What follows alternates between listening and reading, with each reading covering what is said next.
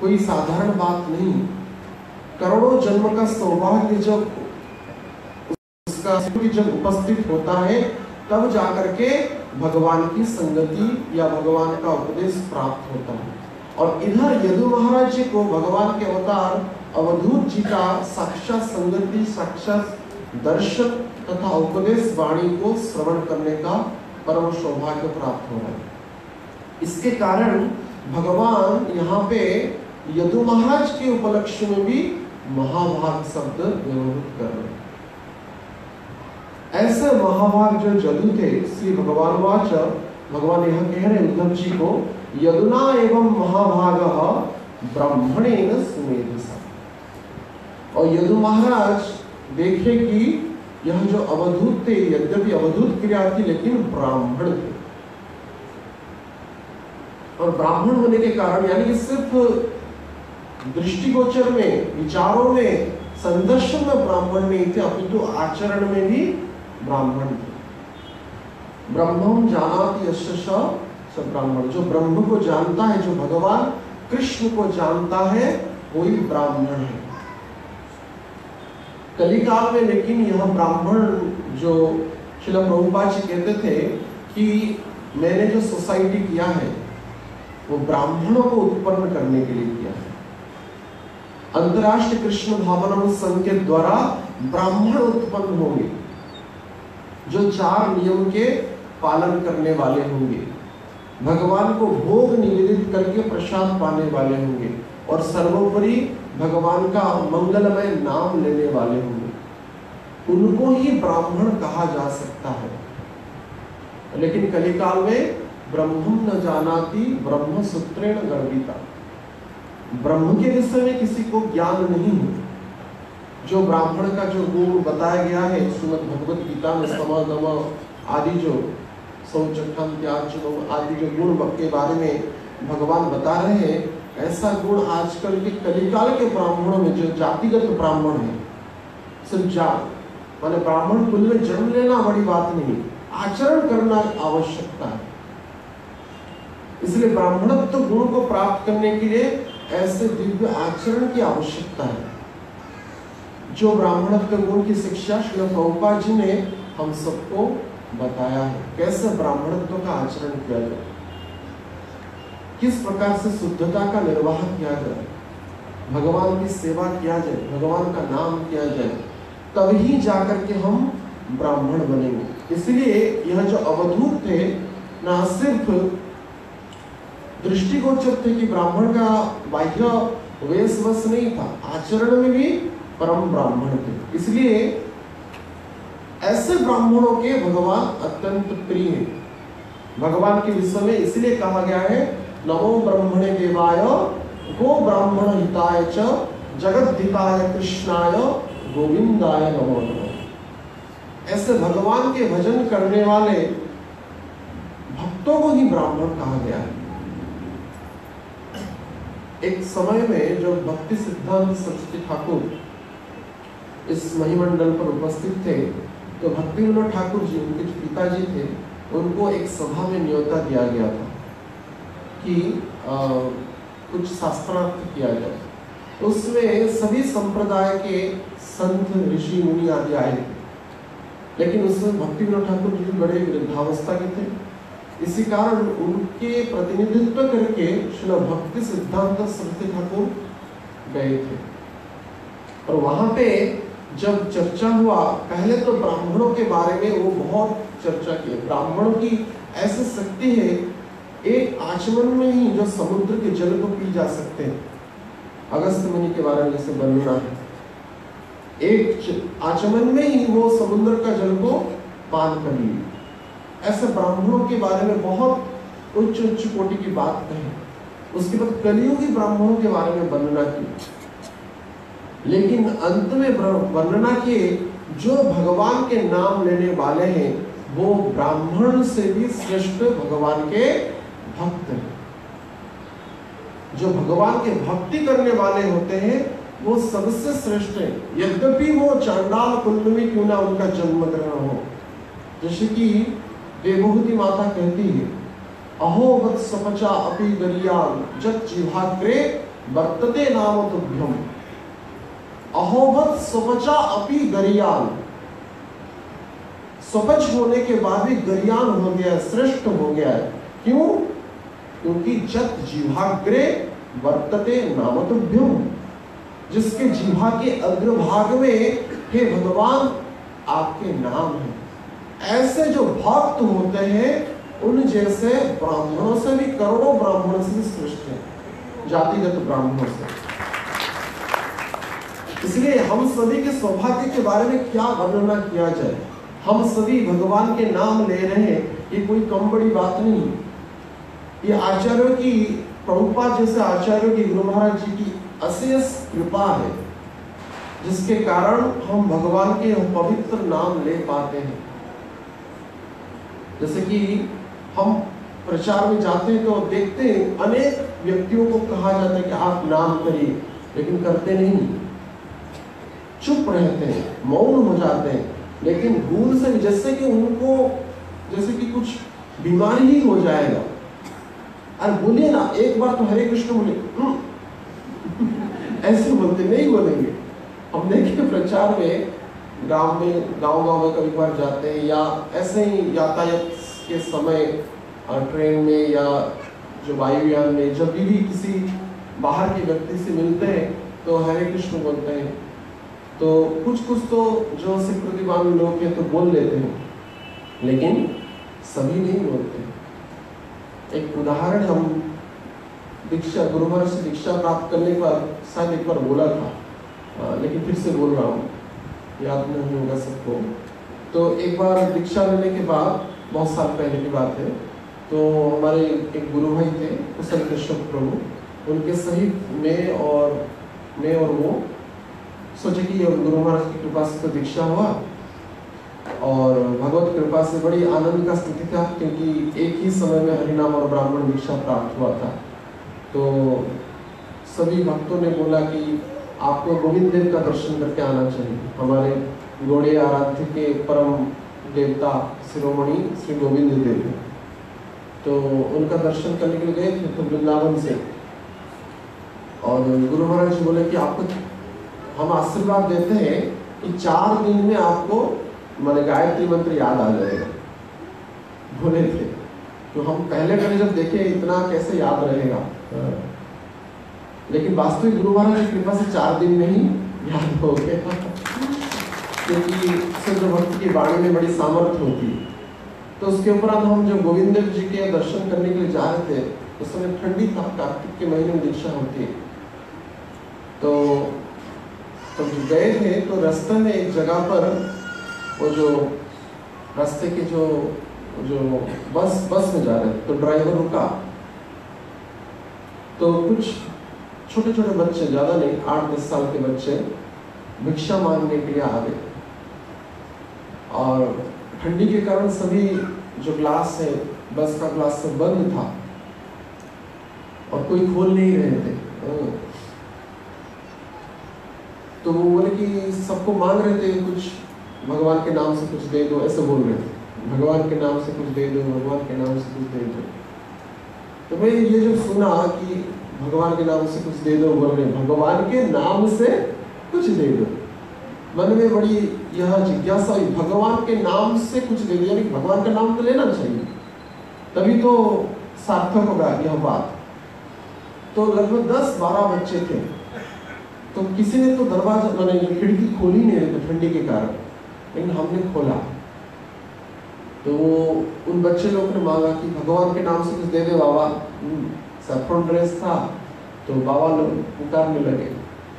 तो मैं बोला कि आप बोल रहे हैं भगवान के नाम से कुछ दे दो, तो भगवान का नाम क्या पता है? तो चुप रहे, कुछ बोले नहीं।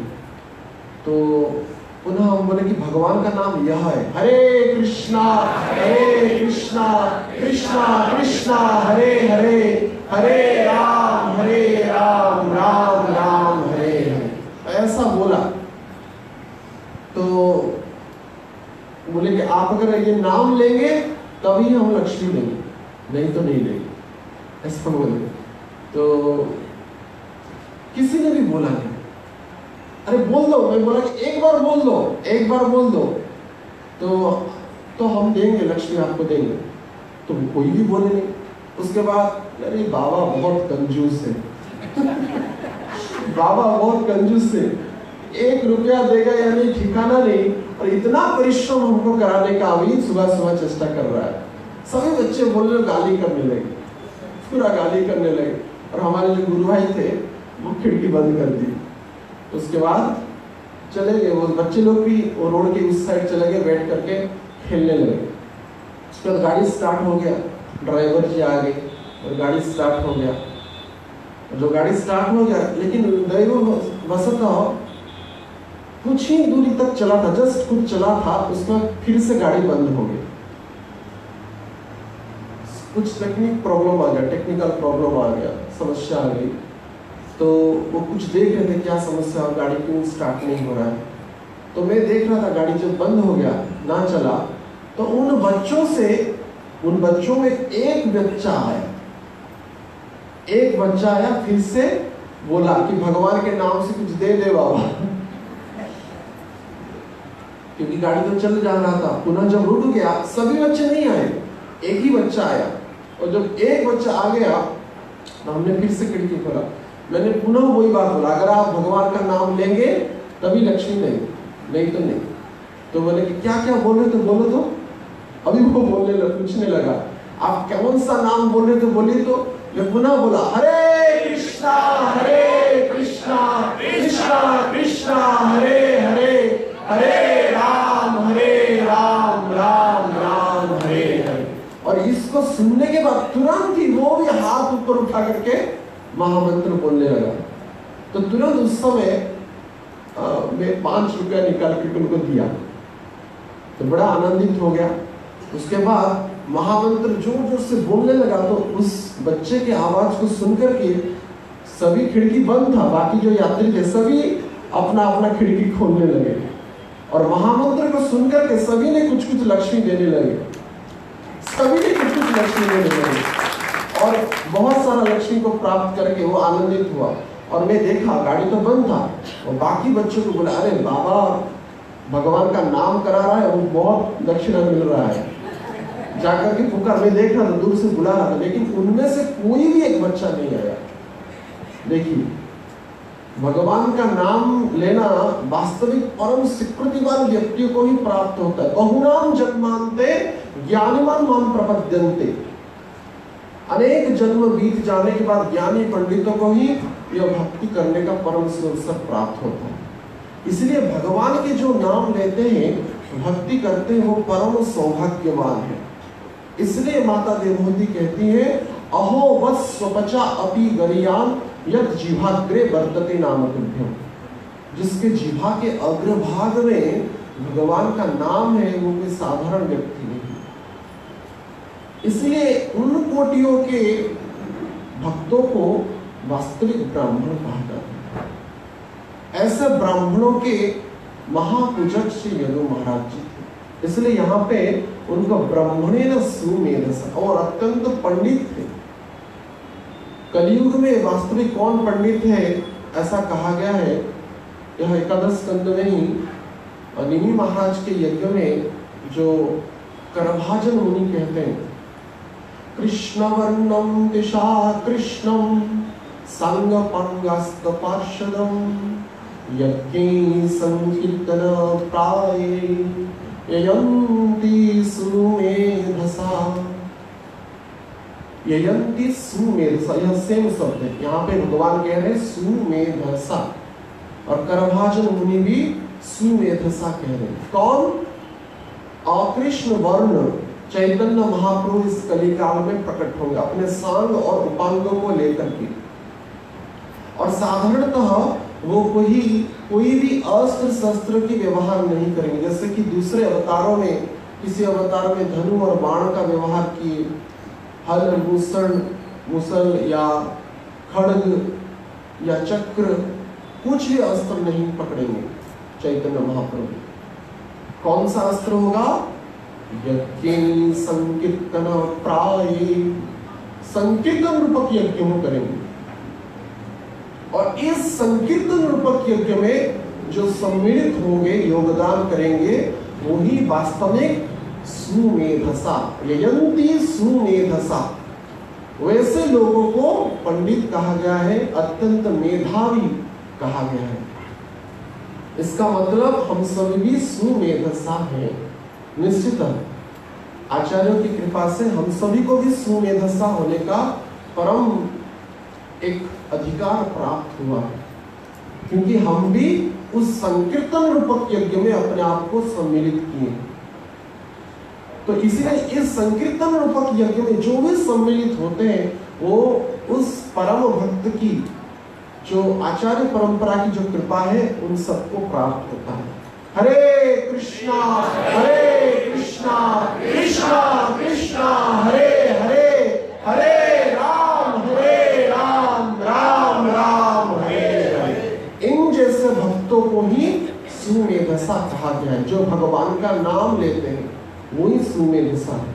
इससे प्रमाणित होता है कि यदु महाराज भी वास्तविक अधिकारी श्रोता थे, इसलिए भगवान उनको महाभाग भी कह रहे हैं, ब्राह्मणेन जो ब्राह्मण वैष्णव के पूजक थे, तथा सुमेधसा। इस 3 शब्द से भगवान यदु महाराज जी की परिचय दे रहे हैं। यदुनैव महाभागो ब्राह्मणेन और सुमेधसा।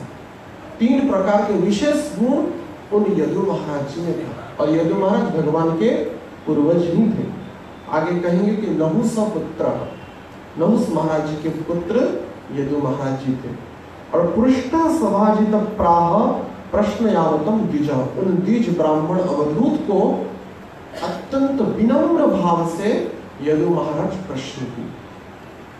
और उन यदु महाराज की विनम्रता को देख करके उनकी ब्रह्म के बारे में जिज्ञासा, भगवान के बारे में जिज्ञासा को श्रवण करके अवधूत जो भगवान की अवतार थे अत्यंत प्रसन्न हुए, और इसीलिए उनकी विनय को स्वीकार करके अवधूत यहाँ पे प्रवचन प्रारंभ कर रहे हैं।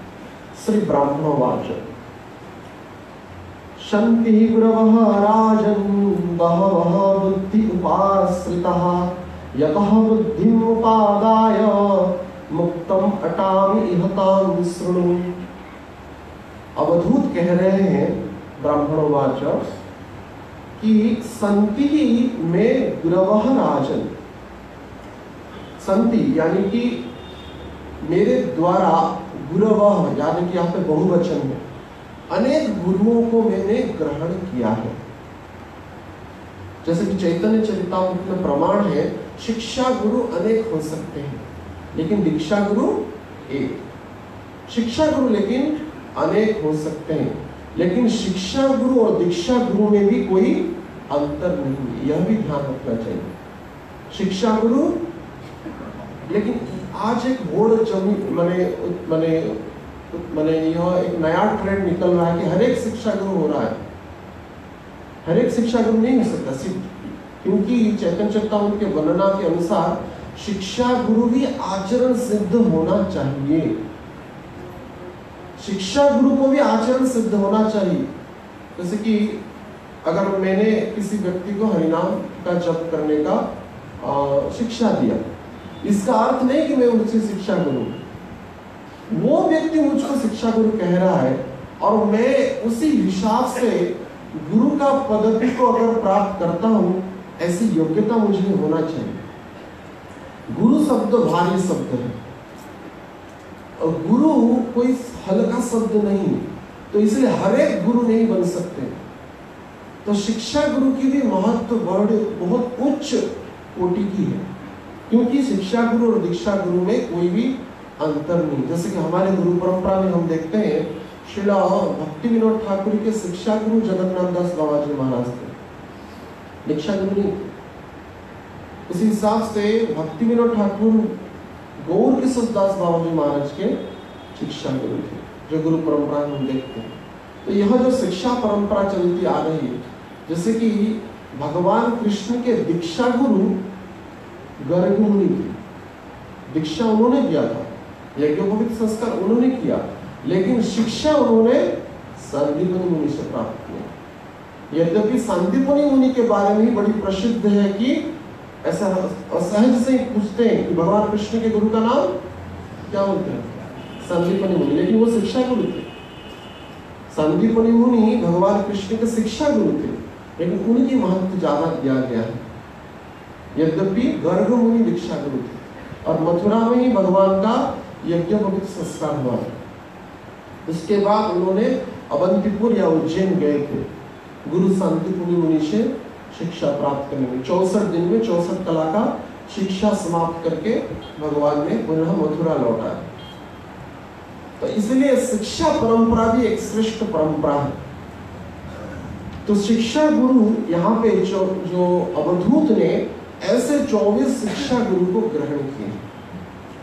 बहवः सन्ति गुरवः राजन, हे राजन यानी कि हे यदु महाराज, मैंने अपने ही बुद्धि से बहवः बुद्धि उपाश्रिता, और यहाँ पे उपाश्रित शब्द भी बड़ी महत्वपूर्ण है। ऐसा नहीं कि बस हम कह लें कि वो हमारे शिक्षा गुरु, अगर हम उनके चरणों में शरणापन्न नहीं है तो हम उनको, हमारी जो संबंध गुरु शिष्य का जो संबंध है वो वास्तविकता में निर्धारित नहीं हुआ। इसलिए यहाँ पे ब्राह्मण यानी कि अवधूत कह रहे हैं कि उपाश्रिता, उपाश्रिता शब्द से यह सूचक करता है कि मैं उनके शरणागत हूँ, क्रिया से, वाणी से और मन से, तीनों से मैं इन 24 गुरु के शरण में शरणापन्न हुआ हूँ, इसलिए मैं उनको गुरु ग्रहण किया हूँ। यद बुद्धि उपादाय, और लेकिन ये भगवत कृपा से, जैसे कि भगवान पहले ही कहा, इसका प्रमाण दे दिए कि हर एक मनुष्य को भगवान ने एक निर्धारित चेतना तथा बुद्धि प्रदान किया है। अब उसी चेतना को ग्रहण करके हर एक मनुष्य अपने कल्याण के बारे में विचार कर सकता है और सदगुरु को ग्रहण कर सकता है। लेकिन कौन सा शिष्य को किस प्रकार का गुरु मिलेगा वो भी कृष्ण की कृपा से होती है। इसलिए कहा गया है गुरु कृपाते कृष्ण मिले, कृष्ण कृपाते गुरु मिले। गुरु की कृपा से ही कृष्ण मिलते हैं। वैसे ही प्रारंभिक स्थिति में हमको शिक्षा गुरु, पथ प्रदर्शक गुरु, दीक्षा गुरु जो भी मिलते हैं वो भी कृष्ण के कृपा से ही मिलते हैं।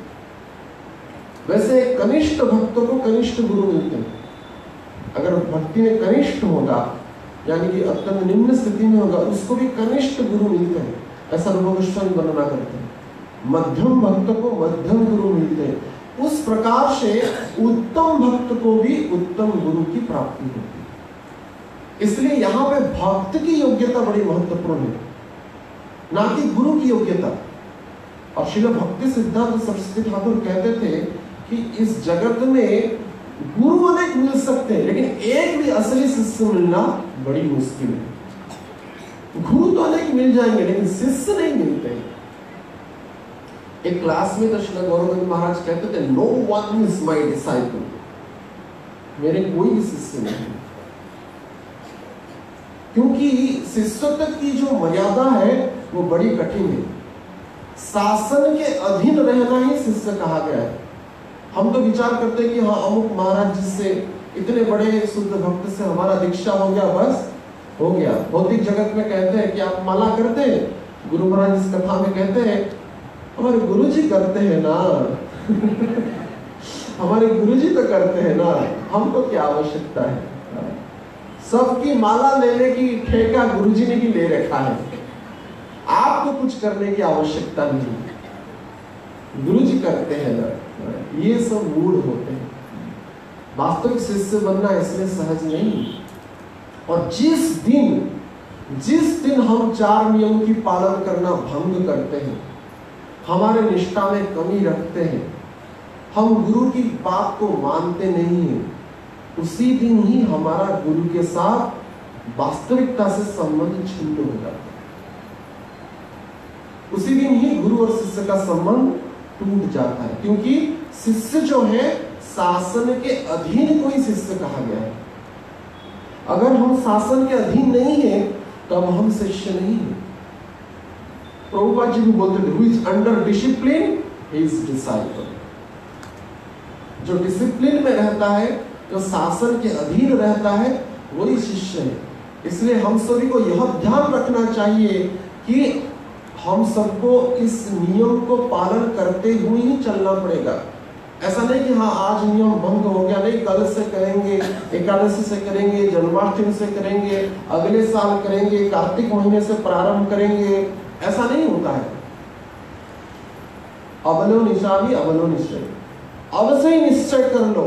जिस दिन से गुरु दीक्षा देते हैं उनकी कृपा से हम सभी का जन्मों जन्मों का पाप वो ग्रहण कर लेते हैं, जन्मों जन्मों का पाप ग्रहण कर लेते हैं। लेकिन अब से हमारी मर्यादा स्थापित होती है कि हम उनके नियम के अनुरूप चले, उनके कथनानुसार हम भक्ति की निर्वाह करें। जैसे हम बारंबार कहते हैं कि जब जगाई माधाई के उद्धार की लीला हुआ तो नित्यानंद प्रभु की कृपा से महाप्रभु ने जगाई माधाई को क्षमा दिया, और जगाई माधाई का समस्त पाप इसका साक्षात प्रमाण है।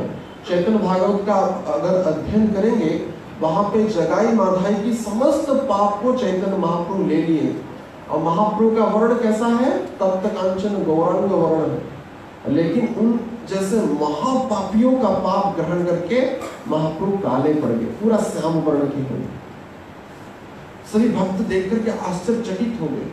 महाप्रभु इसका प्रमाण देते हैं, जब गुरु दीक्षा देते हैं, किसी बद्ध जीव को ग्रहण करते हैं तो उन सबका पाप ग्रहण कर लेते, ये उनकी कृपा है।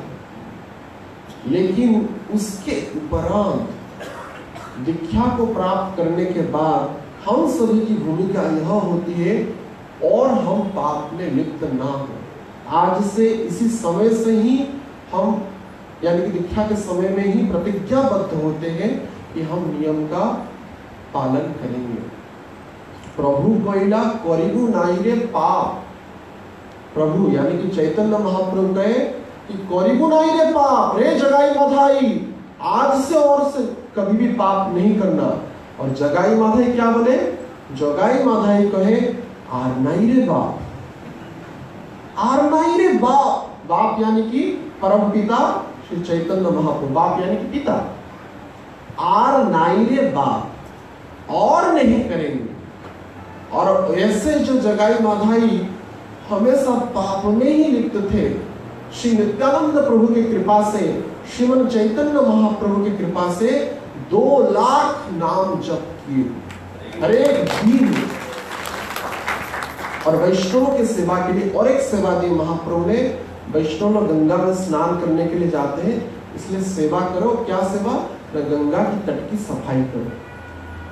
यद्यपि ब्राह्मण थे लेकिन उसके उपरांत हर एक दिन 2 लाख माला जप करना और गंगा की तट की सफाई करना, यह उनकी सेवा थी। तो इसलिए कहने का उद्देश्य यह है, जो अवधूत यह शिक्षा दे रहे हैं, बुद्धिम उपादेय मुक्त हटामी, मैं ऐसे मुक्तावस्था में विचरण करता हूँ। क्यों?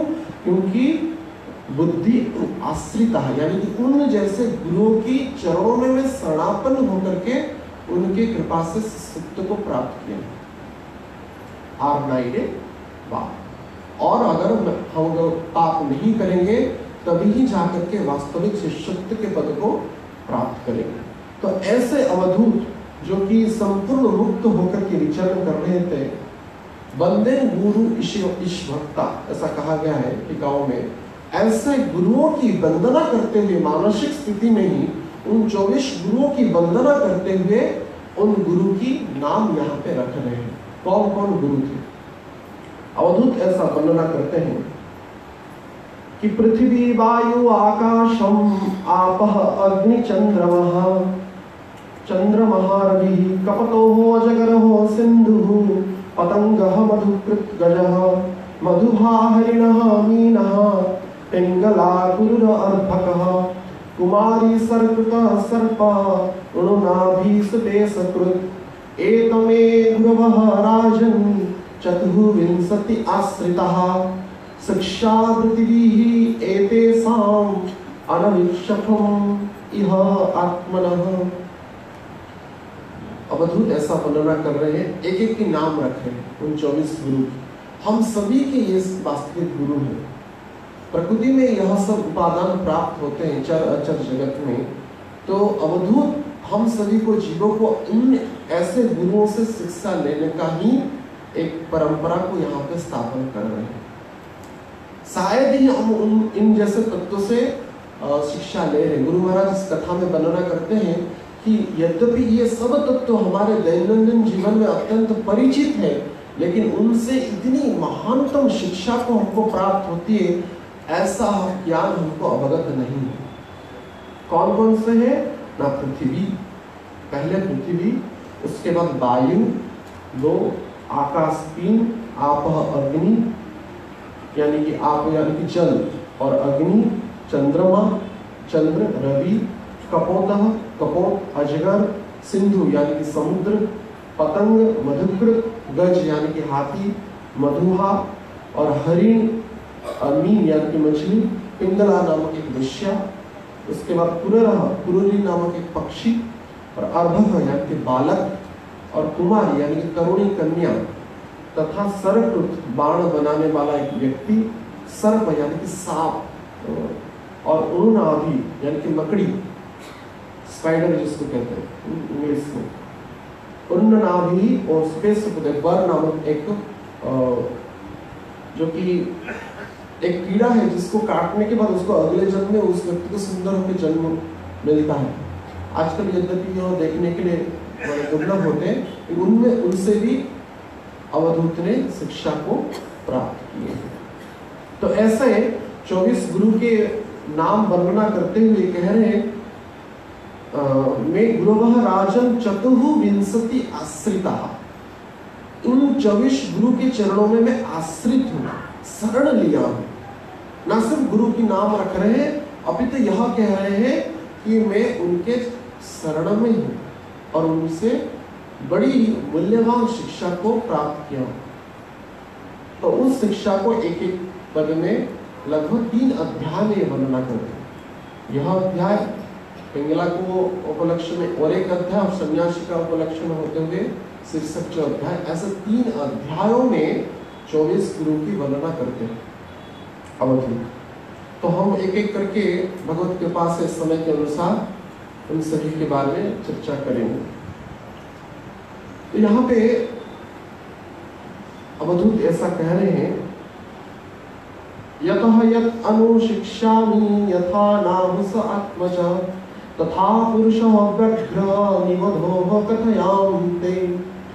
आपके विनम्रता को देख करके, आपकी जानने की अत्यंत जिज्ञासा को श्रवण करके मैं मेरे 24 शिक्षा गुरुओं के बारे में, जिनके शरण में हूँ, जिनसे मैं बहुत उन्नत शिक्षा को प्राप्त किया है, उनकी बारे में एक एक वर्णना में कर रहा हूँ। और यहाँ पे पहला जो गुरु यानी कि पृथ्वी का गुण वर्णना कर रहे हैं, उनसे उन्होंने क्या शिक्षा प्राप्त किया। तो हम सभी को भी उन पृथ्वी माता से बड़ी उन्नत शिक्षा की प्राप्ति होती है। तो आज से हम यह स्मरण रखेंगे अवधूत की कृपा से, भगवान कृष्ण के कृपा से, गुरु परंपरा की कृपा से, कि यह पृथ्वी से हमको कैसे दिव्य शिक्षा प्राप्ति होती है। क्या है? भूते ही अक्रण्यमानः पि वीरः देववस अनुगेहि तद्विद्वान् न चले मार्गात् अनुविंशं विहिते व्रतम्। ऐसा वर्णना कर रहे हैं अवधूत। भूते ही आक्रण्यमानः, भूते ही यानी कि समस्त जीवों के उपलक्ष्य में कहा गया है। जितने भी इस चर अचर जगत माने इस पृथ्वी पर विचरण करने वाले 84 लाख जीव जोनी है, तथा चर अचर जितने भी वस्तु हैं, वो भू माता को अत्यंत सताते हैं, है या नहीं? देखिए गुरु महाराज वर्णना करते हैं कि इस पृथ्वी माता के ऊपर कई सारे भारी टन टन के, जिसका कोई अनुमान ही नहीं, बड़े बड़े पहाड़ हैं, हिमालय पर्यंत विशाल पर्वत है इस पृथ्वी माता के ऊपर। लेकिन कभी उन्होंने कोई बात कहा कि मेरे ऊपर इतना वजन है, भारी चीज को मैं ढो रही हूं? कहें, जैसे कि भूमाता का भी वचन भागवत में कई स्थान पर प्राप्त होती है। उनको ऐसे भारी भरकम पर्वतों का वजन सहन तो हो जाता है, लेकिन पापियों का पाप सहन नहीं होता। रामावतार के प्रसंग में भी, कृष्णावतार के प्रसंग में भी भूमाता गाय का स्वरूप होती हुई ब्रह्मा जी के पास गई है और वहां पे निवेदन किए हैं कि यह पृथ्वी में जो भार अभी हो रहा है, पापियों का भार में सहन करने में असमर्थ हूं, इसलिए आप कृपा करके कोई व्यवस्था कीजिए और सभी देवताओं को लेकर के, भूमाता पृथ्वी माता को लेकर के वो सब भगवान के पास गए हैं और इस धरती पर अवतीर्ण होने का प्रार्थना किए। तो पाप का सहन भूमाता को नहीं होता है, लेकिन यहाँ पे जैसे कि अवधूत वर्णना कर रहे हैं, भूते ही आक्रम्यमाणः अपि, आक्रम्यमाण यानी कि अत्यंत सताई जाती है यह भूमाता। सोचिए कई नाली इस भूमाता पर जा रही है, प्रवाहित होती है। गुरु महाराज वर्णना करते हैं कि जैसे कि नरक में वर्णना की बैतरणी नदी अत्यंत दुर्गंध से युक्त रहता है, मलिन होता है, कृष्णकाय माने अत्यंत श्याम वर्णा की होती, काला और दुर्गंध से युक्त, जिसमें अनेक प्रकार की दुर्वासनाएं जो वस्तु है उसमें पड़ी रहती है, मल मूत्र आदि सब। तो यह बैतरणी नदी नरक में है, लेकिन ऐसा बैतरणी नदी बॉम्बे में भी दिखने को मिलता है। गुरु महाराज कहते हैं एक बैतरणी, शायद किसी गाड़ी में जा रहे थे और देखिए बहुत दुर्गंध आ रहा है। हम भी कहा अभी वो भक्ति विजय प्रभु के हाँ उस समय जा रहे तो देखा बड़ी दुर्गंध आ रहा है, पूरा बड़ी मोटी नाली और नदी के जैसा प्रवाहित हो रही है। तो गुरु महाराज कहते हैं कि यहाँ ही शायद बैतरणी नदी होगा। यही बैतरणी नदी है, बॉम्बे में देखने को मिलता है। और दिल्ली में भी हम देखे हैं, वो गाजीपुर एक माने मंडी है जहाँ पे फूल आता है बहुत, संपूर्ण वृंदावन के भक्त लोग भी वहां से फूला लेके जाते हैं। जब मैं फर्स्ट टाइम वहां पे जा रहा था, देखा पूरा बड़ा काला पहाड़ है। मैंने सोचा दिल्ली में कहाँ पहाड़ आ गए, तो एक भक्त को पूछा तो ये क्या, ये जो कचरा है ना, कचरा का पहाड़ है पूरा, बहुत विशाल, लगभग 40-45 फीट हाइट है। सोचिए इतना बड़ा पहाड़ है। इस जड़ जगत में ही इतनी दुर्गंध से युक्त जो कीचड़ है या जो कचरा है जो हमेशा दुर्गंध करता रहता है, और तथा ऐसे नालियां, वो सब भी भूमाता के ऊपर प्रवाहित होते हैं, उनका भी अधिष्ठान होता है। लेकिन फिर भी भूमाता उसको सहन करते हैं, यानी भूमाता कभी भी बोली नहीं है कि ऐसा दुर्गंध से युक्त नाली मेरे ऊपर क्यों प्रवाहित हो रहा है। बहुवह भूते ही, भूतों के द्वारा यानी कि जीवों के द्वारा, तथा हम देखते हैं मल मूत्र, हम मनुष्य भी तो भूमाता के ऊपर ही छोड़ते हैं, जाता है कहाँ, हम सभी का मल मूत्र भी तो उस भूमाता के पृष्ठ पर ही रहता है, उनके गर्भ में रहता है, उस पर ही प्रवाहित होती है। हम सभी भूतों का यानी कि जीवों का इस प्रकार का मलमूत्र को भी भूमाता स्वीकार करती है। इस प्रकार से वो बहुत प्रकार से कष्ट की अनुभूति करते हुए भी उसको सहन करती है। धीरः देवैव स अनुगेहि, और अनेक अनुयायियों के द्वारा, न सिर्फ मनुष्य अपितु अनेक जीवों के द्वारा यह कष्ट को प्राप्त करती है। तत् विद्वान न चलेत मार्गा, जैसे पृथ्वी माता सहन करती है वैसे ही विद्वान जो होते हैं, भगवान के भक्त होते हैं, बहुत कष्ट को स्वीकार करते हुए भी कुछ बोलते हैं। आचार्यों के जीवन में हम देखें, और बहुत कष्ट पाने के बाद भी वो कभी भी दूसरे के प्रति निंदा सूचक बात कभी बोले नहीं। हरिदास ठाकुर, जो नामाचार्य हरिदास ठाकुर जी के बारे में वर्णना है, काजी ने उनको बोला कि हरिनाम तुम छोड़ दो, लेकिन हरिदास ठाकुर माने नहीं, प्राण भी चला जाएगा लेकिन मैं हरिनाम नहीं छोड़ूंगा, प्राण चला जाए लेकिन हरिनाम नहीं छोड़ूंगा। तो इसके लिए काजी ने जो नवाब था वो दंड दिया कि इसको 22 बाजार में पीट पीट करके उसको मार दो। हरिदास ठाकुर को 2 यवन सेवक जो थे काजी के, वो बहुत पिटाई की, हरिनाम छोड़, हरिनाम छोड़। जो यवन धर्म है उसको ग्रहण करके हमारी परंपरा में आ जा। लेकिन हरिदास ठाकुर सहन किए, कभी भी एक अणु मात्र का भी उनके मन में यह विचार नहीं आया कि काजी ने मुझे ऐसा क्यों दंड दिया, ऐसा कौन सा गलती है, कौन सा भूल है जिसके कारण मैं दंड को प्राप्त कर रहा हूं। जड़ जगत में हमको कोई अपमान भी कर दे तो हम विचार करते हैं, भगवान मैं क्या गलती किया, मुझे इतना क्यों दंड दिया। बोलते हैं नहीं, बोलते हैं हे भगवान मैं क्या गलती किया, मेरा कौन सा जन्म का पाप है तू जो मुझे ले रहा है। हम कोसते हैं भगवान को। लेकिन हरिदास ठाकुर ने 22 बाजार में अनगिनत उनको प्रहार हुआ, लेकिन कभी भी विरोध नहीं किया। देखिए आचार्यों की ऐसी कृपा है, अपितु वो बोल रहे हैं भगवान को, और भगवान हरिदास ठाकुर की पीड़ा को देख करके चक्र का आह्वान कर दिए।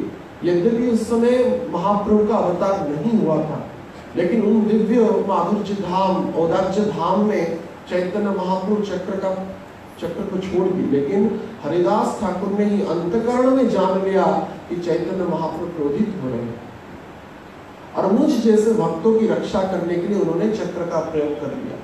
लेकिन हरिदास ठाकुर ने भगवान को प्रार्थना किया कि हे भगवान आप तो पतित पावन हैं, पतित पावन हेतु तव अवतार। भगवान को कह रहे पतित पावन, चैतन्य महाप्रभु है पतित पावन हेतु तव अवतार। यद्यपि उस समय महाप्रभु का अवतार नहीं हुआ था, लेकिन हरिदास ठाकुर ने प्रार्थना किया हे महाप्रभु आप चक्र का मत प्रयोग करिए, क्योंकि भागवतम में पहले से यह प्रमाण कर दिया गया है कि जैसे कि हम चर्चा कर रहे थे, यज्ञ संकीर्तन प्राय। आप संकीर्तन रूपक अस्त्र को लेकर के आएंगे, शंख चक्र गदा पद्म की यहाँ पे कोई भी काम नहीं है। अगर आप वास्तविक पतित पावन हैं, आप वास्तविक कृपालु हैं, उन 2 यवन जो सेवक हैं जो मुझे बहुत पिटाई कर रहे हैं, इस जड़ शरीर को कष्ट पहुंचाने की वो बहुत चेष्टा कर रहे हैं, आप कृपा करके उनके मुखार बिंद में हरिनाम प्रकट कर दीजिए और पतित पावन हो जाइए। ये देखिए आचार्य जिनको पिटाई कर रहे हैं, जिनके द्वारा वो इतने कष्ट पा रहे हैं, उन यवन सेवकों को हरिनाम प्राप्त हो जाए ऐसी प्रार्थना की हरिदास ठाकुर। देखिए आचार्य लोग कितना सहन किए हैं, कितना सहन किए हैं। हमको अगर कोई आंख उठा करके देख भी ले तो हम उसको जीवन भर कोसते रहते हैं, है या नहीं। और गलती से मार दे एक तमाचा तो कहना ही क्या है, चिर शत्रु हो जाएगा हमारा। हम कभी बार बोलते हैं हम अगर भक्ति में नहीं होता ना, एक प्रभु जी थे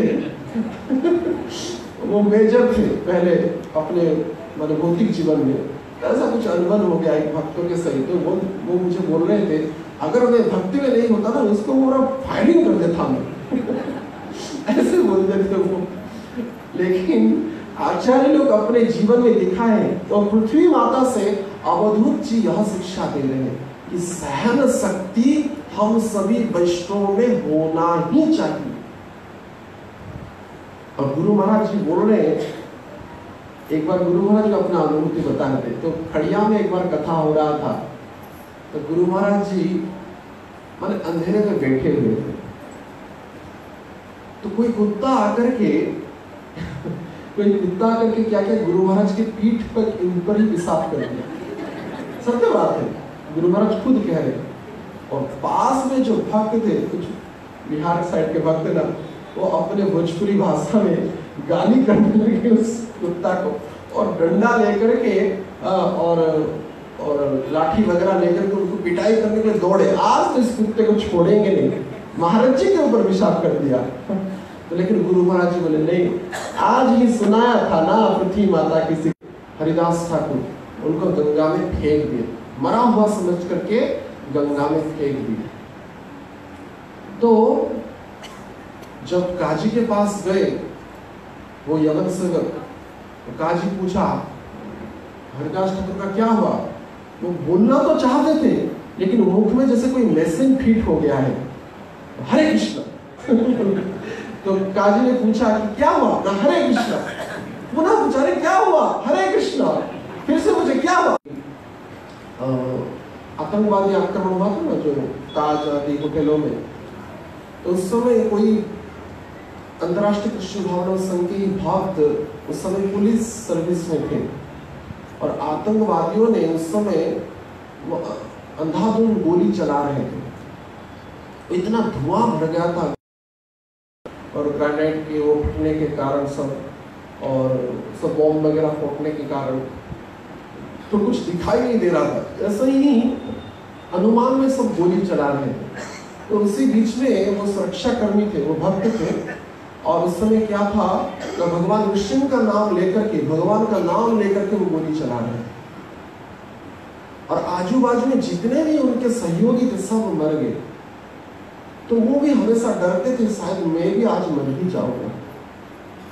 और लेकिन गोली समाप्त हो गया और उसके बाद वो कुछ समय के बाद मूर्छित हो गए। कमजोरी के कारण बहुत समय से युद्ध चल रहा था।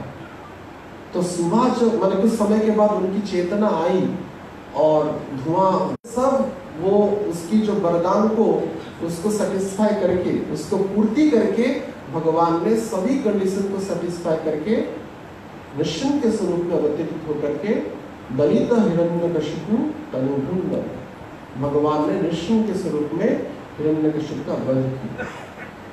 तो इसलिए भक्तों को यह परम विश्वास रखना की आवश्यकता है कि भगवान हमको निश्चित रक्षा करेंगे। और इसी कारण जगत में भी हम देखते हैं माता जो माताएं होती हैं, जो संतान जो पेशाब कर लेती है उसको सहन करते हैं। यद्यपि जाड़ा का दिन हो, गुरु महाराज वर्णना करते हैं, फिर भी पुत्र की निद्रा में बाधा उत्पन्न होगा ऐसा समझ करके वो निद्रा को तोड़ती नहीं और उसी गीली अवस्था में ही माता ही पुत्र को प्रेम करते हुए सो जाती है। तो उसी प्रकार से पृथ्वी माता भी बहुत सहन करती है। इसी क्रम में हम सभी भक्तों को भी कितना भी कष्ट क्यों ना हो सहना चाहिए।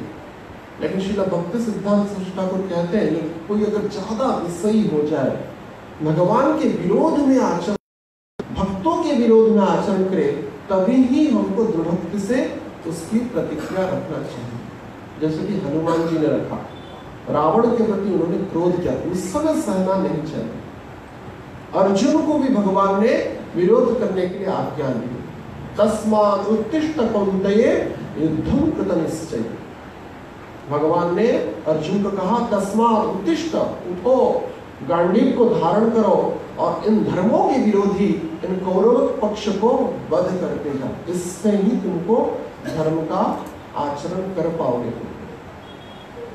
तो जो पशु की स्थिति में चला जाए, नारकीय जो हो जाए, दुराचारी जो हो जाए, ऐसे तत्वों को विरोध करना चाहिए।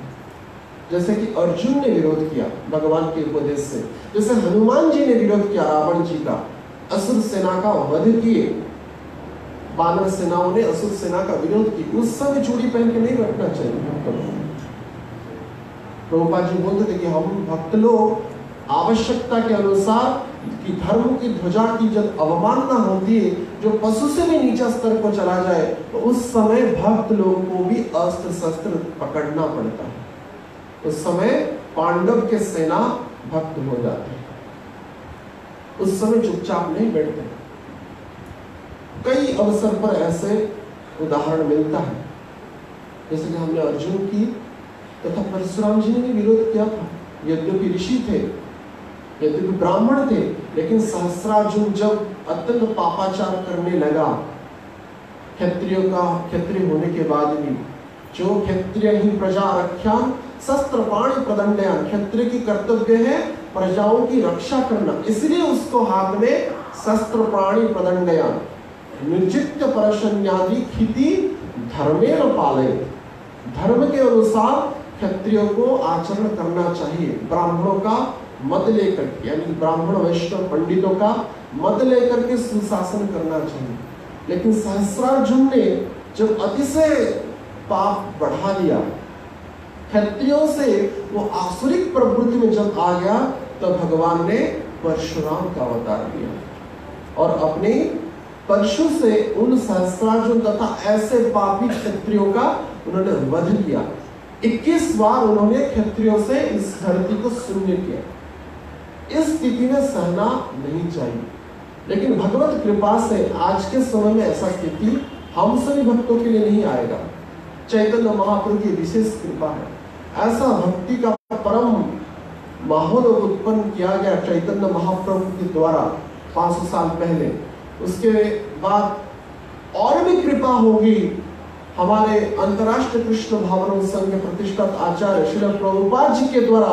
अब आज ऐसा अनुकूल समय है, जिस भी प्रांत में जाए, जिस भी देश में जाए, जिस भी स्थान में जाए, अब हरे कृष्ण बोलने वाले सब भक्त मिलते हैं।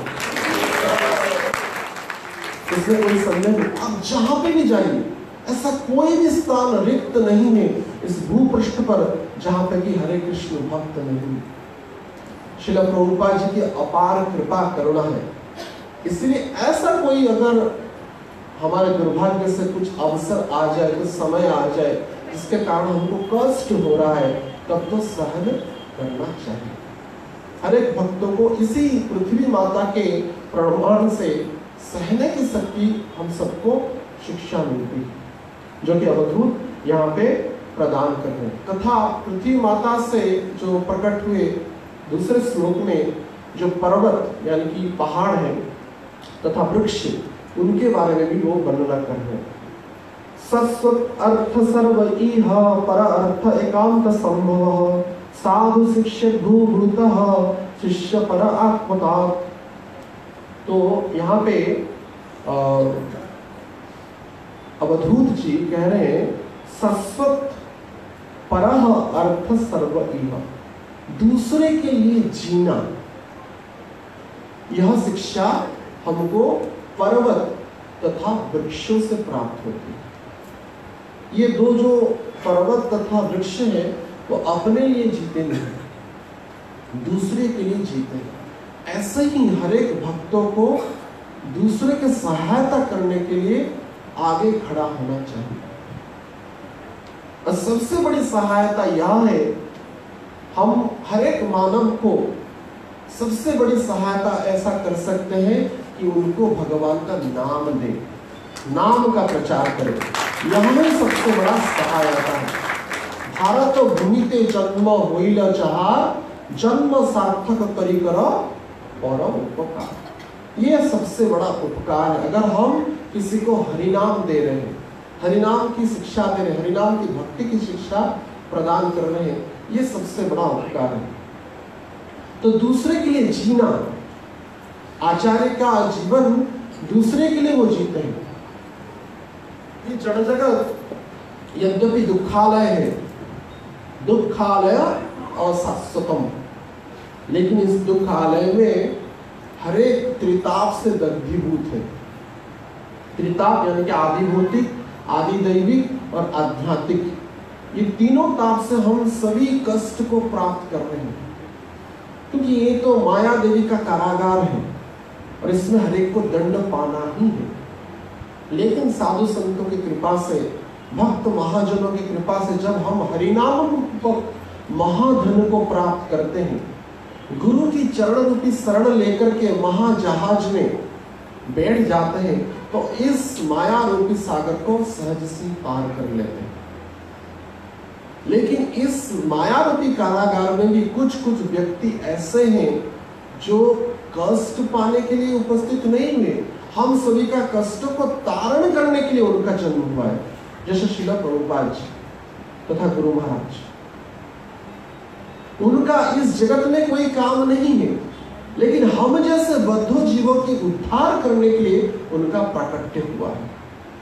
मोहंत स्वभाव हईते तारिते पामर, निज कार्य नहीं किछु जाए अन्य घर।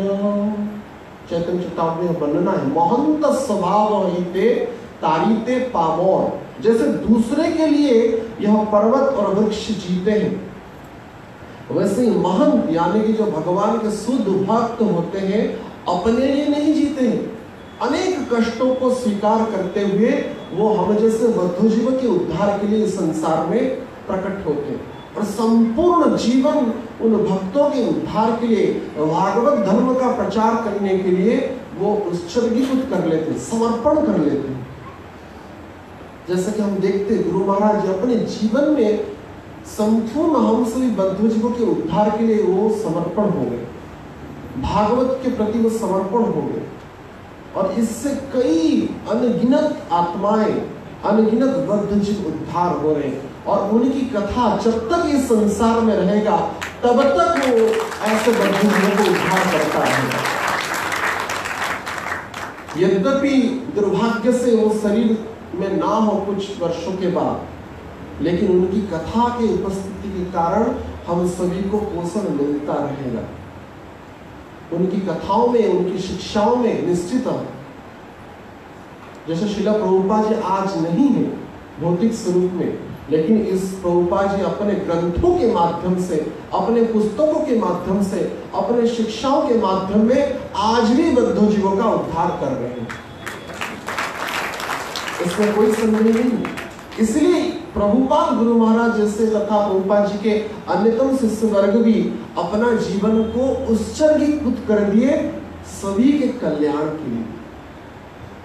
तो ऐसे जो चरित्रों से हम सभी को शिक्षा लेना चाहिए, हम सभी को भी अपना जीवन को उत्सर्गीकृत करना चाहिए कृष्ण चेतना में, कृष्ण आंदोलन में। श्रील प्रभुपाद जी यहाँ पे यह कह रहे हैं कि हर एक मनुष्य को कृष्ण चेतना में, कृष्ण आंदोलन में उसका जीवन को समर्पण करना चाहिए।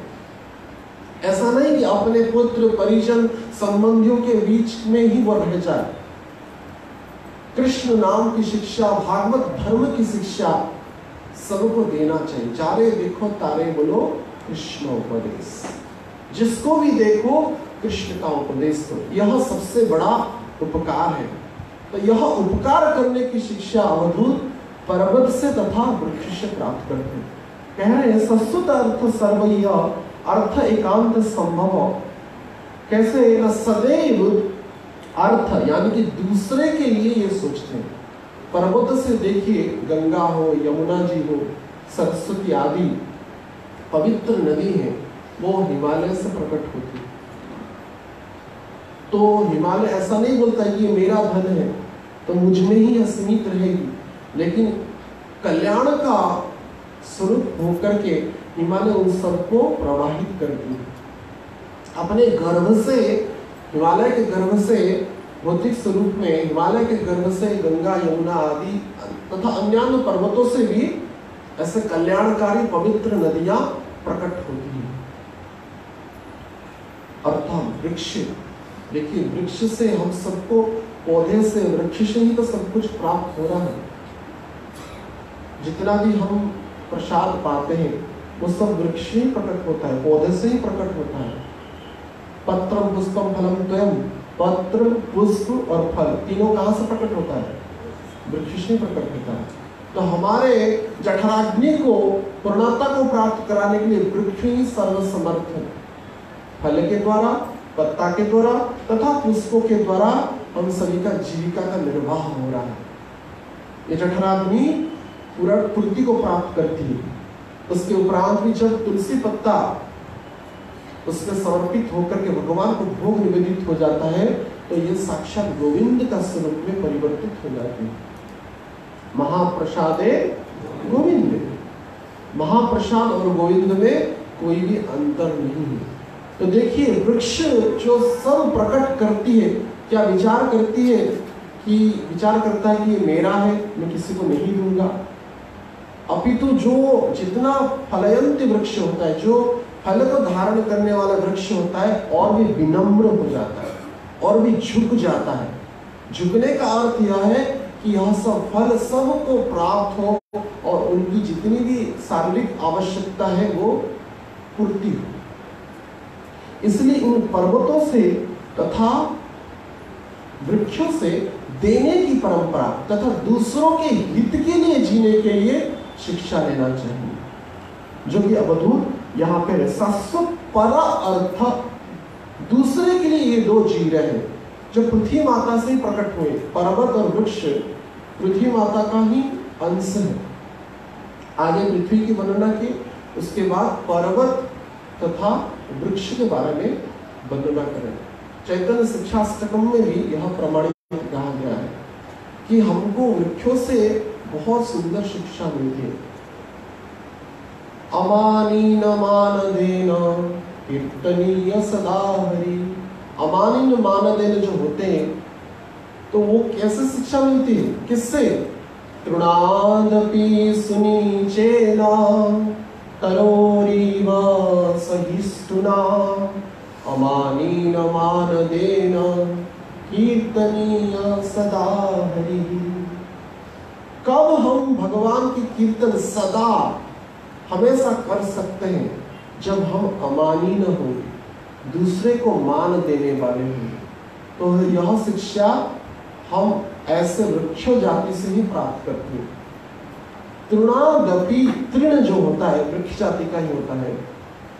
तृणादपि सुनीचेन, तृण के ऊपर हम कितना भी, हाथी भी चरण रखता है, मनुष्य चरण रखते, कई अनगिनत व्यवस्थाएं उसके ऊपर चलती है, लेकिन कभी भी विरोध नहीं करती, सहती है, सहती है, सहती है। तृणादपि सुनीचेन, अत्यंत नीच अनुभव करके सहती है। तृणादपि सुनीचेन। और तरोरीव सहिष्णुना, तरु सहिष्णु होती। देखिए, जब जो लकड़ी काटने वाले जो व्यक्ति होते हैं, तो लकड़ी को काटते हैं, लेकिन कुछ समय के बाद जब उनको क्लांत लगता है तो उसी वृक्ष के छाया में ही बैठते। सोचिए कितने दयालु है वृक्ष। जिनकी शाखाएं हम काट रहे हैं, जिनकी अंश हम काट रहे हैं, वही वृक्ष उस व्यक्ति को भी छाया देता है जो उसको मारने वाला है, जो उसको काटने वाला है। गुरु महाराज वर्णना करते, ऐसा सहिष्णु कौन हो सकता है? तरोरीव सहिष्णुना, तरु जो होता है, वृक्ष होता है, कितना सहिष्णु होता है, कितना सहन शक्ति को प्राप्त करता है। ऐसे हम सभी वैष्णव भी अगर सहेंगे, कष्ट को स्वीकारेंगे, किसी समय में, किसी काल में अगर दूसरे के द्वारा हमको कोई पीड़ा को प्राप्त हुआ, तब हमको सहन करना चाहिए और दूसरे के लिए जीना चाहिए। अपने लिए जीना तो स्वार्थपरता है, स्वार्थी होता है, लेकिन दूसरे के लिए जीना ही सबसे उपकारी होता है। अगर श्रील प्रभुपाद जी सिर्फ अपने लिए जीते तो वो वृंदावन में दामोदर मंदिर में ही बस भजन करते। 70 साल की अवस्था में उनको क्या आवश्यकता थी विदेश जाने की? क्या आवश्यकता थी बैक टू गॉड हेड की पत्रिका की रचना करने की? दिल्ली जाते थे, हर एक समय उसकी पत्रिका का वो पब्लिकेशन करते थे, उसकी लिखते थे कई रात। हर एक प्रभुपाद जी जो समय था, रात्रि में सिर्फ केवल 3 घंटा सोते थे और हम सभी के कल्याण के लिए ये सब ग्रंथों की रचना की, भागवतम का रचना की और विश्व भर में इसका प्रचार किया। सुदूर अमेरिका को गए, उस समय उनके पास मात्र 40 रुपया था। सोचिए, 70 साल की अवस्था में कोई भारतवर्ष को त्याग करके जाता है? हम 50 साल होने के बाद भी सोचते वृंदावन में प्लाट कर लेंगे, आराम से भजन करेंगे, है या नहीं? कई भक्तों की प्लाट है वृंदावन में, इसकी निंदा नहीं कर रहे हम, लेकिन फिर भी श्रील प्रभुपाद जी की सहित इसकी तुलना बस कर रहे हैं। श्रील प्रभुपाद जी यह विचार नहीं किए। श्रील प्रभुपाद जी के पास उससे मात्र 40 रुपया था और ये भागवतम रुपये एक धन था, बस और कुछ नहीं था। एक करताल, भागवतम की पांडुलिपि और 40 रुपया, उसको लेकर के वो जलदूत जहाज में कई कष्टों को स्वीकार करके कई महीने तक यात्रा, कुछ लगभग 1 महीना से ज्यादा शायद था यात्रा, उसको सहन करके उन्होंने सुदूर अमेरिका को गए और यह भागवत धर्म का, ये गीता का धर्म का, भगवान की वाणी का उन्होंने नाम का प्रचार किया। और आज हम देखें इसका परिणाम क्या है। कई अनगिनत बद्ध जीव, बद्ध आत्माएं श्रील प्रभुपाद जी की कृपा से परम धन कृष्ण को प्राप्त कर ली। तो गुरु महाराज वंदना करते थे, श्रील प्रभुपाद जी जो कृष्ण को इस विश्व को दे दी, विश्व को यानी कि जगत में कृष्ण का वितरण कर दिए, ऐसे वो परम भक्त श्रील प्रभुपाद जी, ये परम दानी हुए, परम कल्याणकारी हुए और दूसरे के लिए ही वो जिए। अंतिम तक हम देखते हैं श्रील प्रभुपाद जी की अप्रकट लीला में भी, जब वो सयासीन थे, सज्जा पर लेटे हुए थे, तब भी कुछ ना कुछ बोल रहे थे। भक्त लोग माइक लेकर के खड़े हैं और प्रभुपाद कुछ ना कुछ बोल रहे हैं। जैसे भीष्म जी अंतिम समय तक भगवान के गुण कीर्तन करते रहे, ऐसे श्रील प्रभुपाद जी भगवान के रूप लीला गुण चरित्र के बारे में वर्णना के अपने शास्त्रों में, अपने शिक्षाओं में, अपने पत्रों के माध्यम से और तथा अपने अत्यंत निकटतम शिष्यों के द्वारा वो इस शिक्षा का उन सबको भी सिखाया। और आज हम देख रहे हैं अंतर्राष्ट्रीय कृष्ण भावना संघ में श्रील प्रभुपाद जी की अपार कृपा करुणा से तथा उनके शिष्य प्रशिष्य के अथाह प्रयास से यह हरिनाम का दिव्यता से प्रचार हो रहा है। ये दूसरे के लिए जीना है। यह शिक्षा हम पर्वत से तथा वृक्षों से प्राप्त करते हैं और सबसे बड़ा दान है हरिनाम की दान करना। हम सोचते हैं, विचार करते हैं, हम क्या दे सकते हैं। श्रील प्रभुपाद जी के पास अथाह ज्ञान था, अथाह भक्ति थी, हमारी तो इतना योग्यता नहीं है, तो हम क्या दे सकते हैं, समाज में क्या वितरण कर सकते हैं। तो गुरु महाराज कहते हैं कम से कम तो हरे कृष्ण तो बोल सकते हैं, हरे कृष्ण तो बोल सकते थे, किसी को भी देखो हरे कृष्ण बोलो, ये सबसे बड़ा उपकार है। जारे देखो तारे बोलो कृष्ण उपदेश, ये तो हम सभी कर सकते हैं। इतने में इतना तो कंजूसी नहीं करना चाहिए कि हरे कृष्ण ना बोले। हम विचार ना शायद बोलेगा या ना बोलेगा, क्या आवश्यकता है बोलने की, नहीं बोलना चाहिए।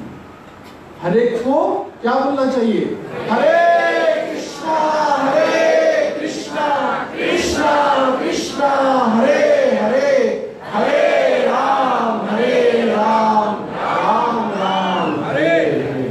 तो इन पर्वतों से और वृक्षों से अवधूत जी ने अन्यों के हित के लिए सस्वत पर अर्थ सर्वैह, यहाँ पर सर्वैह शब्द भी बड़ी महत्वपूर्ण है, मैंने संपूर्ण प्रयास करना चाहिए। यद्यपि हम जैसे मनुष्य संपूर्ण प्रयास नहीं करते हैं, लेकिन यहाँ पे अवधूत कह रहे हैं सर्वैह, सभी ओर से प्रयासरत होना चाहिए कि दूसरों का कल्याण।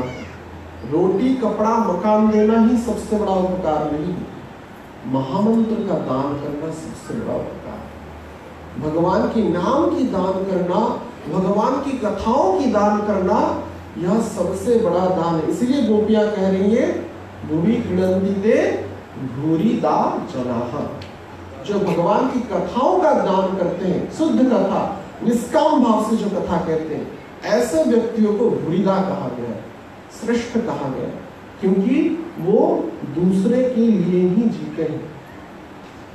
और कह रहे परार्थ एकांत संभव, जितना तक जियो दूसरे के लिए ही जियो। जैसे पर्वत और वृक्ष दूसरे के लिए ही जीते हैं।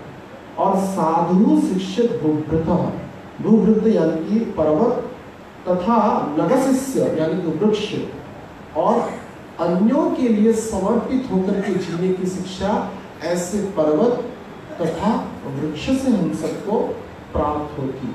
इसलिए साधु, जो भी साधु है, साधु का अर्थ नहीं सिर्फ कपड़ाधारी, जो भी भक्त है वो सभी साधु हैं, जिनका समस्त क्रिया सुंदर हो, जिनकी समस्त क्रिया निंदा के विषय वस्तु न हो, जो भगवान के नाम में प्रतिष्ठित हो, जो भगवान का प्रसाद पाने वाले हैं, जो 4 नियम के पालन करने वाले हैं, वो सभी साधु हैं। चाहे ब्रह्मचारी आश्रम में हो, चाहे गृहस्थ हो, चाहे वानप्रस्थी हो, चाहे सन्यासी हो, ये सभी साधु हैं। यानी कि यहाँ पे भगवान के भक्तों के उपलक्ष्य में कहा गया है, हर एक भक्तों को दूसरे के लिए जीना चाहिए।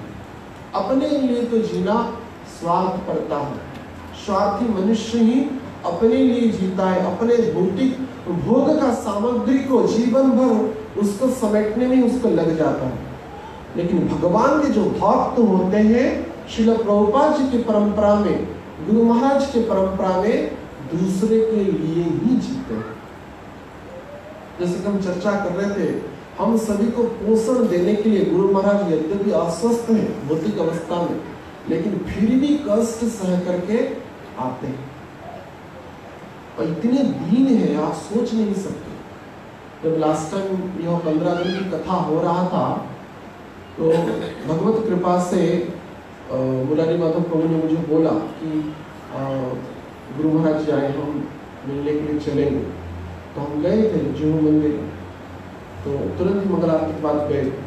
तो गुरु महाराज जी की स्नेह कृपा प्राप्त हुई, बहुत आशीर्वाद दिए, बड़ी सौभाग्य की बात थी। और मैंने पूछा, पता नहीं गुरु महाराज को देख कर के रोना आ गया, रोने लगा। और मैं पूछा कि इतनी सारी व्यवस्था है गुरु महाराज जी, और वो ट्रेन में वृंदावन जाने वाले थे मथुरा तक। तो मैं पूछा कि आप ट्रेन में क्यों जा रहे गुरु महाराज जी, इतना कष्ट को स्वीकार करके?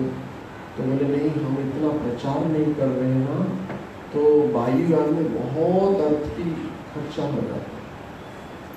मुझे बोले वायुयान में यानी कि फ्लाइट में बहुत अर्थ बेकार में चला जाता है, इसलिए हम ट्रेन में जाते हैं, भगवान की अर्थ की और बने वो उसकी हानि ना हो।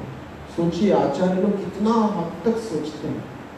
हम सभी के कृपा के लिए इतना व्यवस्था होने के करते हैं, वो इस अवस्था में भी आते हैं, लेकिन अपने लिए कुछ भी व्यवहित नहीं करते। और एक बात याद है, जगन्नाथपुरी में जब एक बार गुरु महाराज जी आए थे, तो श्रीनगर यानी कि जो पुरी के राजा गजपति महाराज हैं, उनके माने भवन के पास में अनेक निवास है, वहाँ पे रुके हुए थे एक बार। तो हमारे गुरु भाई एक है, ऐसा याद नहीं आ रहा नाम, वो सोनार है जाति में। तो वो मुझे फोन किया कि गुरु महाराज से मिलना है। तो हम भगवत कृपा से, गुरु महाराज की कृपा से 3 दिन सेवा में थे। तो मुझे फोन किया कि मैं आ रहा हूँ गुरु महाराज से मिलने के लिए, बहुत रिच थे, धनी थे। तो वो आए और गुरु महाराज से बात की, प्रणाम की, गुरु महाराज जी ने प्रसाद दिया। उसके बाद उन्होंने जाते वक्त गुरु महाराज जी को 1 लाख रुपया, 1 लाख रुपया कैश गुरु महाराज जी के पास उन्होंने रख दिया। तो गुरु महाराज जी बोले आपके सेवा के लिए। तो गुरु महाराज बोले नहीं, मुझको कोई आवश्यकता नहीं, मना कर दिया। और बहुत अनुरोध करने के बाद बोले नहीं, आप अगर होता है तो भगवान के सेवा में लगा दीजिए, मुझको कोई भी आवश्यकता नहीं। साधारण स्थिति में ऐसा कोई हो सकता है क्या? किसी को कोई 1 लाख रुपया डोनेशन दे और वो अस्वीकार कर दे? मेरे आपके सामने उन्होंने मना, रोए, वो गिड़गिड़ाए, लेकिन फिर भी ग्रहण नहीं किया 1 लाख रुपया और लौटा दिए। और बाद में ऐसा हुआ, स्वप्न में उनको आदेश हुआ, अगले दिन ही वो बता रहे थे, स्वप्न में उनको आदेश हुआ कि राधा रानी, किसी भक्त ने उनको सोने का मुकुट, चांदी का मुकुट करने के लिए ऑर्डर दिया था। वो सोनार थे ना, तो राधा रानी उनको स्वप्न में कह रही है, मैं क्या चांदी का मुकुट पहनूंगी? वो भक्त को स्वप्न में बोल रही है, मैं क्या चांदी का मुकुट पहनूंगी, मेरे लिए सोने का मुकुट बनाओ। तो उनको जब आज्ञा हुआ और वो दरवाजा खोल करके देखे तो उनके घर के सामने तुलसी और सुगंधित पुष्प पड़ा हुआ था। रात को सोए तो कुछ नहीं था, दरवाजे के सामने इतना सुगंधित पुष्प और तुलसी पड़ा था। और वो देख करके आश्चर्यचकित हो गया। रात के लगभग 4:30 बजे जो फोन की, तो ऐसा मैं स्वप्न देखा। तो मैं बोला इसलिए शायद गुरु महाराज ने लक्ष्मी नहीं लिया, क्योंकि ये सेवा राधा रानी की सेवा में जाएगा। और वो तो 1 लाख रुपया दे रहे थे, लेकिन 14 लाख की सोने का मुकुट उन्होंने बनाया और राधा रानी के समर्पित किया। ये प्रमाण है गुरु महाराज की जो निष्पृहता, त्यक्ता अशेष मंडल प्रतिश्रेणी, हम जो देखते हैं गोस्वामी के चरित्र में, सब कुछ छोड़ करके हम जैसे बद्ध जीवों के उद्धार के लिए गुरु महाराज आते हैं और कथा कहते हैं, और यह कथा रूपी अमृत वाणी प्रदान करके हम सभी भक्तों का पोषण करते हैं। ऐसी कृपा और कौन कर सकता है?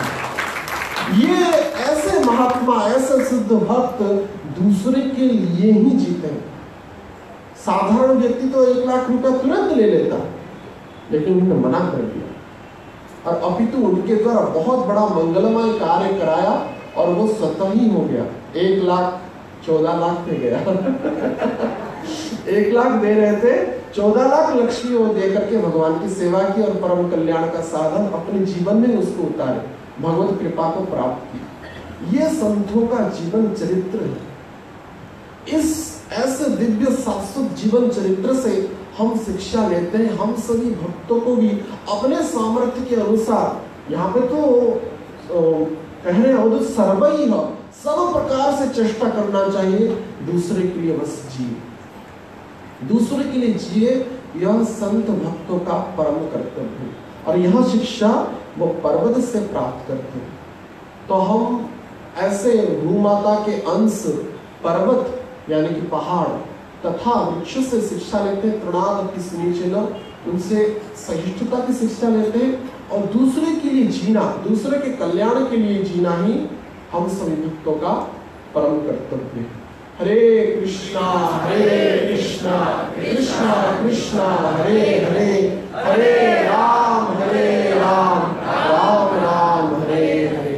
ग्रंथराज श्रीमद् भागवतम की, हरिनाम संकीर्तन की, जगत गुरु श्रील प्रभुपाद महाराज की, पतित पावन शील गुरु महाराज की, समवेत भक्त वृंद की, निताई गौर प्रेमानंदे। हरे कृष्णा